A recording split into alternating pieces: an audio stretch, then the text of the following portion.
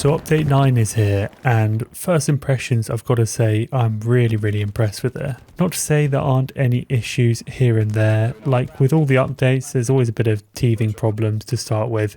They usually get ironed out within the first couple of weeks. So there is a lot to cover, so I'm just going to get straight into it. I'm going to talk about the changes made, and also from what I've played of it so far. Obviously I haven't played loads of it, but I've tried to play a decent amount. I'm going to give my opinion on the changes as well. So let's start with the meta changes, and the big one, which I'm sure most of you have heard about, is being able to place a garrison in enemy territory within the first row or column. It does cost more supplies. It costs 100 supplies to build in enemy territory, and it also gets disabled if the enemy are within 100 meters. So it goes without saying that a bit more thought has to go into the placement of these garrisons, but they are a good addition in my opinion. They just make that front line a bit more dynamic and give you a few more options when attacking. So we're going to move on to gameplay and features. So the first thing here is that they added the MG34 to the German forces machine gunner role. It's a good gun to use. It's got a slower rate of fire than the MG42, which is now locked at level 3, and the MG34 will be the default level 1 machine gun. Yeah, it's a good fun gun to use, slower rate of fire, so it does mean you can lay down a bit more fire for a longer period of time before needing to reload. They've also added Utah Offensive, which I hadn't played much offensive until this point, and I really enjoyed it. There was one pretty big bug which a few people on the server had, which it just crashed. So I'm sure they're going to work on fixing that. For quite a few of us it just crashed on that map for whatever reason, but it was incredibly fun storming the beaches as the Americans on Utah Offensive. Next one, they added a 2-minute staging period at the start of warfare matches. Good addition. It means that you don't have one team who just set up their squads quickly and quickly get to that middle point before the other team has time to set up what they're doing. It means everyone starts off on a more even basis. We've also added an admin/spectate camera for server admins. Hopefully that'll help them with just seeing how, hopefully it'll help the developers seeing how things play out and how people are actually playing and using the changes that they've made, and also hopefully help admin for snuffing out cheaters and all that kind of good stuff. They've also increased max player level to 500, so we're going to see the absolute monsters who will now have a level of something ridiculous. But it's nice for those rare few who have got to level 200, and it just gives a bit more longevity to the game. Next one's a good one. Bullets no longer fire with perfect accuracy when leaving the sprint animation. This always got me whenever someone was sprinting towards me and they would still be in that sprint animation and all of a sudden I'd be dead, or vice versa. It just felt weird because you could just abuse it, and as you're sprinting just quickly aim down sight and start nailing them even when your gun's over to the side. So that's a good change for them to make. It gets rid of that little exploit. Next one is they have reduced the anti-tank gun supplies from 100 to 50, so I expect to see a heck of a lot more anti-tank guns out and about. The next one has been a big one. They've made barbed wire functional. As you know, before you used to just be able to jump over it, and this one has made a big difference and a noticeable difference. Especially when storming some of the important points, trying to get in the circle, you really have to funnel through where the barbed wire makes you funnel through. So it does make a big change, this one. It also makes a loud noise, so you can hear when someone's right up next to it. Okay, we're getting into some juicy stuff now. So voice over IP reconnect option to the audio settings. This is great, as I'm sure you've all noticed as well as me, that the voice over IP has been a lot better recently. Haven't had many disconnects where it's stopped working, but thankfully, or I don't know, unluckily, I did actually have a voice over IP bug when I was playing recently.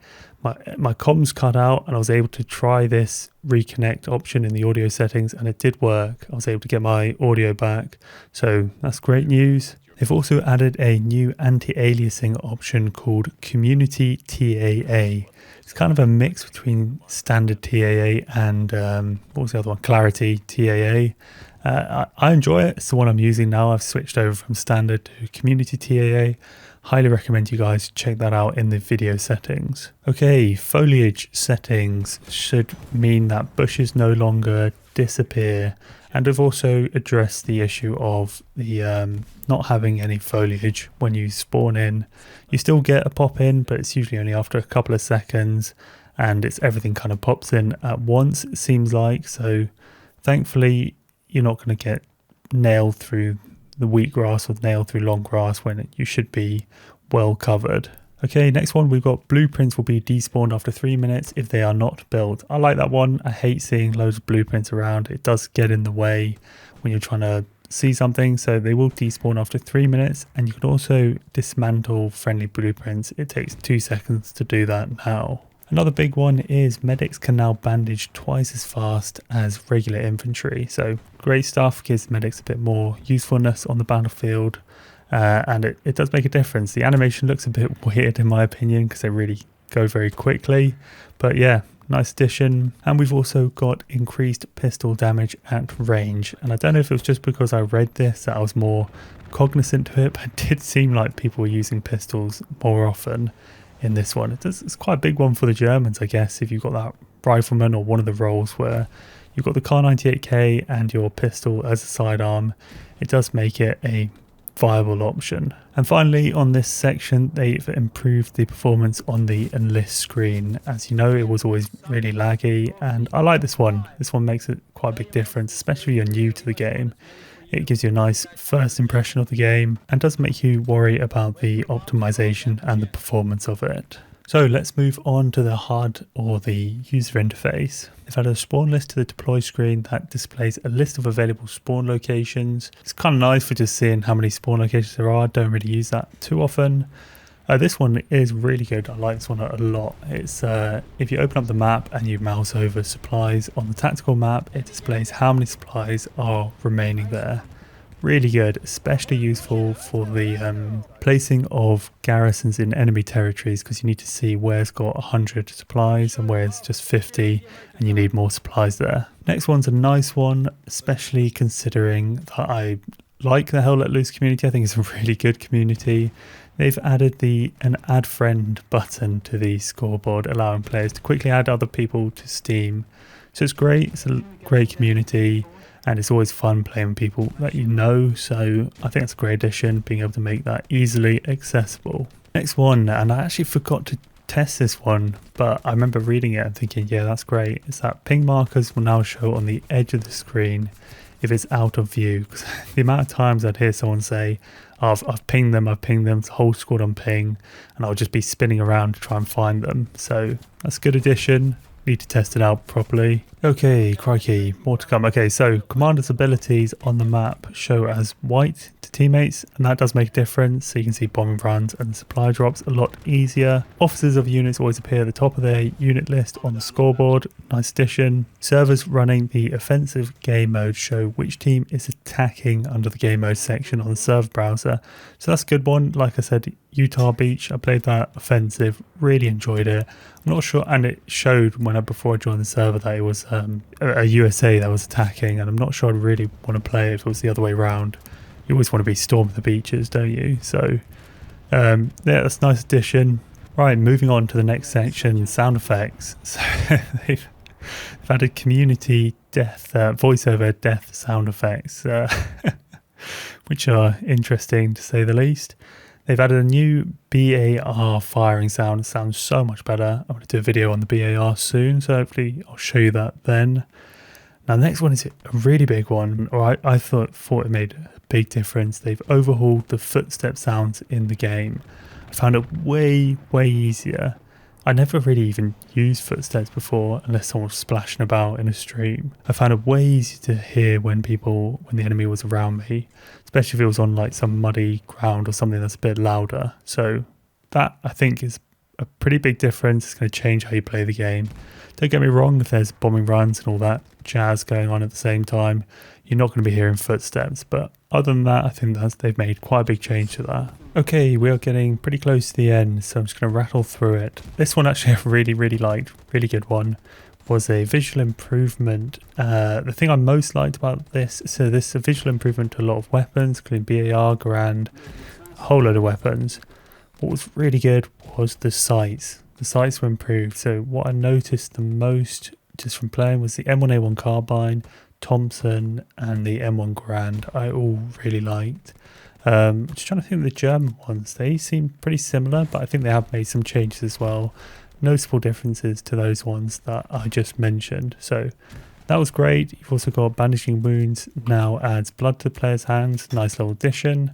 What else we got? Oh, you've also got melee. I never know how to pronounce it. So knife. The Americans have got a knife, and the Germans have got a spade. It is pretty fun to use, I've got to be honest, and is extremely humiliating when you get killed by one of those. So nice addition. It's good to have in there. I've also made some animation changes. I'm not going to go through each of those. I'm going to put a list, by the way, of all where you can see all these changes in the description down below if you want to check them out in more detail. Before this video, I just wanted to cover the major stuff. I think the last major thing we've got is armor. Before I get to that, I just say as well, there's a huge list of bugs which they've fixed, so good for them doing that. But let's get on to armor, and I'll straight away apologize because I so rarely use armor that I don't know what this is talking about quite often, but I'll run through what they said because they do seem very keen on trying to make sure they get the armor portion right. I know there's a lot of people that enjoy that aspect of the game. I just haven't got into it. I need to start using some of these tanks, but what they're saying is they are working on some deep issues, so they're really getting in there with the armor code and the physics system, so seeing how the weapons work and how the physics works. But they have reduced anti-tank mine damage to tanks. Mines no longer instantly destroy Tiger, Panther, Sherman 76mm and Sherman 75mm. The tank NG belt has been increased from 100 to 200 rounds, and this is coupled with the fixed zeroing of the MGs.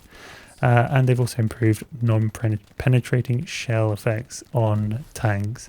I will say, just from an infantry standpoint, seem to notice that I'm just getting destroyed by tanks a fair bit more now. Could just be coincidence, I don't know. Let me know what you guys think, for those of you that use tanks, whether you've noticed any significant improvement. Anyway, that should about wrap this one up. Let me know what you guys think of these changes. Please let me know if I've missed any big ones as well. And yeah, to me, from what I've played of it so far, you never know, as I play it for a week or a bit longer, I might start to see some cracks appear. But from playing it so far and also reading the list of changes, really happy with what they've done with it. I think I'm just always so impressed by what these guys do. I hope they can keep it up. I hope it keeps getting these improvements. Let me know what you guys think, and if you like the video, make sure you leave a like and also think about subscribing. Cheers guys.